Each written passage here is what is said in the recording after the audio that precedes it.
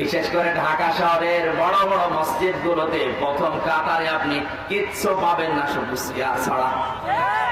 অথচ যারা যে চেয়ারে নামাজ পড়ে দেখবেন বাইরে যে ওরা ব্যায়াম করছে, দৌড়াদৌড়ি করছে, বাজারে ব্যাগ নিয়ে বাড়ি যাচ্ছে, চাউল মাথায় তুলছে, কোনো অসুবিধা নেই, শুধু সেজদা দিতে গেলে ব্যায়ামে ধরে।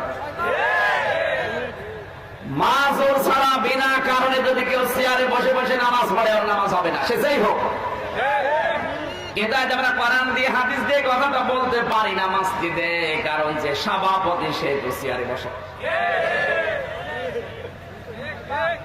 এজন্য ঢাকাতে যতগুলো মসজিদ আমি দেখেছি, বড় বড় যে মসজিদ গুলো, অধিকাংশ মসজিদের সভাপতি, ক্যাশিয়ার, সদস্য যারা ওই কাজ করে, ইমাম সাহেব অসহায়, কিচ্ছু বলতে গেলে ইমামও চলে যায়।